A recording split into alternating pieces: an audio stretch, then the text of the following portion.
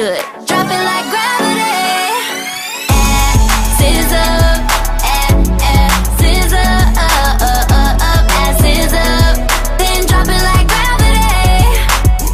You know, there's that rule that's attributed to Machiavelli, which states, when in politics, to win the battle against your opponent, always accuse your enemy of what you are doing.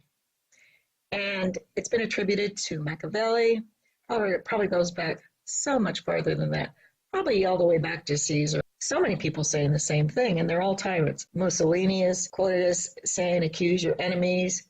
But this is particularly relevant when we're talking about Mormon scholars and their invention of Mormon history based on gossip, rumor, and innuendo. I have identified as Rumorology, how Mormon scholars invent Mormon history. I have now been reviewing these scholars' works, pro and con, on both sides. They have some kind of orchestrated plan in which one accuses the other of doing that which they are doing, and they're both doing it.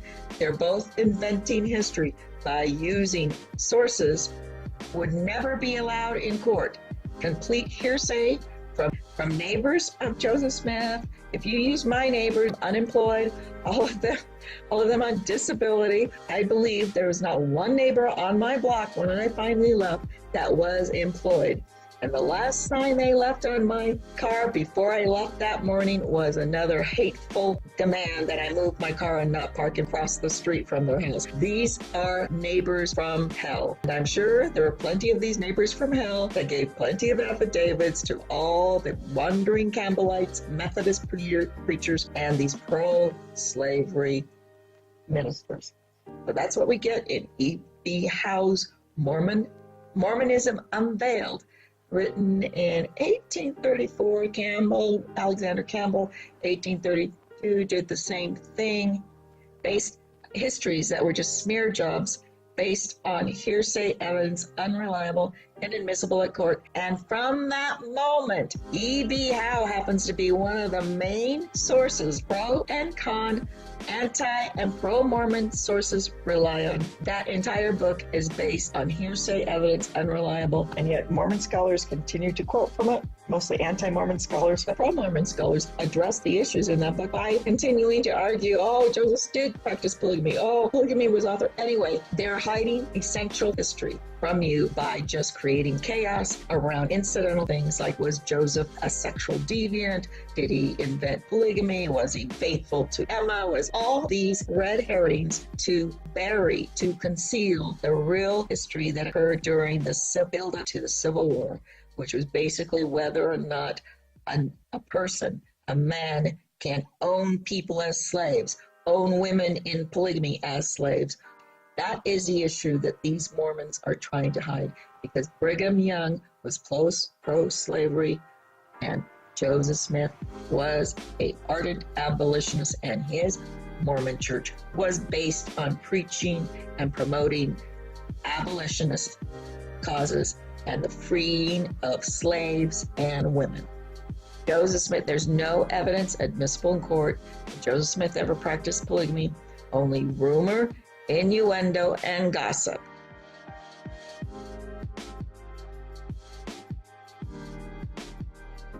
For his book, Vogel relies heavily on E.B. Howe's book, Mormonism Unveiled. This book by E.B. Howe can only be characterized as a piece of outrageous yellow journalism, a hit piece, so to speak, on the Smith family, since it's based almost entirely on neighborhood gossip.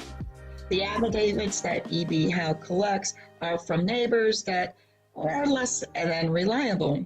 One such affidavit claims that Smith Sr. was often seen drinking. And on this affidavit, Dan Vogel jumps to the conclusion that Smith Sr. was the town drunk.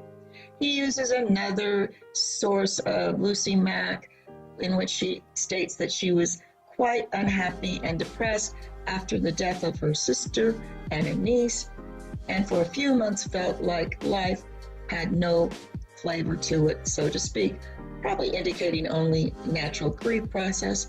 But using this, Vogel concludes that Lucy Mack Smith was a chronic depressive. and probably chronically depressed in that she had to deal with her alcoholic husband, Smith Sr. Really? Okay. So anyway, Vogel then concludes, like many psychoanalysts who have attempted to become historians before him, he concludes that Joseph Smith writing of the Book of Mormon was simply a way for Smith to work out his mommy and daddy's issues. Yes, the Book of Mormon is a thinly veiled attempt by Smith to work out his family psychodrama of a dysfunctional 19th century family. After making these wild, unsubstantiated conclusions, so funny that it would make a good discussion over a few beers in a New England tavern, Vogel does that old smear trick that whenever referring to Smith, he also brings up Smith Sr.'s alcoholism. And so whenever he brings up Lucy Mack, he always characterizes as that depressive Lucy Mack. So when the reader reads Smith Sr., the reader naturally sees and hears town drunk. When the reader sees Lucy Smith's name, the reader sees a weak, old, chronic depressive, curled up in bed all day long, ignoring her children. Vogel tries to paint a thoroughly 19th century Gothic picture of the family from hell. In doing this, Vogel seems to forget the complete history of the Smiths, in which provides a picture of a strong, close-knit family of leaders. Smith Sr. and Lucy Mack were fierce, indomitable characters in their own right, and known as the patriarch, matriarch of a vast Mormon movement that settled west, built beautiful, complex communities in the uncivilized western territories of Ohio, Missouri, and Illinois. Mormons were significant pioneers in the U.S. expansion westward, and as such were in constant contact probably with their New York sponsors and relatives. And in fact, Abraham Lincoln and his wife, Mary Todd, the future president of the United States and First Lady, both Republican abolitionists, attended Smith's trial in Springville in 1832 in support of Joseph Smith Jr. When interviewed, Vogel always has that look of the cat who just ate a canary. He appears smug, superior, and in awe of his own brilliance, even though I must say he's more understated than the fiery Mormon scholars of Farms or Fair. Vogel does appear more approachable and more even-handed. But even so, his theory or hypothesis is simply unsupported by any reliable factual information. Vogel relies almost completely on neighborhood gossip, innuendo, and rumor when he, shall we say, laughingly concludes the Book of Mormon is simply a story of the Smiths' dysfunctional family, of which there's not a shred of credible, reliable evidence other than neighborhood gossip. The neighbors themselves in their affidavits state that the Smiths were rarely around town, that they were rarely seen. Well, where were the Smiths? Many scholars have attempted to find out where the Smiths actually were at any given time. Well, the most likely reason I believe that neighbors rarely saw the Smiths is that the Smiths were probably visiting their very wealthy, blue-blooded aristocratic families in New York State, and only occasionally returned to their 100 acres to, say, as Vogel puts it, money dig, or the more polite term would be an archaeological excavation. The Smiths were digging on their property for artifacts that they probably sold at hefty prices to artifact dealers in New York. Yes, indeed, I now add to my evolving theory of the Smiths, based on my own excavation of the buried Smith history by history of scholars who deal only in rumorology, and they call it history. Smiths were not only artifact collectors making a fair amount of money on the business, but also forming their own opinions as to where these artifacts came from. These artifacts were so unique, done with a knowledge of high metallurgy unknown to the previous colonial world. Further, with regard to the most heated issues of the day, which was slavery, The Smiths and their New York sponsors were probably forming their plans of westward expansion into states to vote against slavery. This was done all through the western states and created that huge uproar of violence that we see that the Mormons encountered.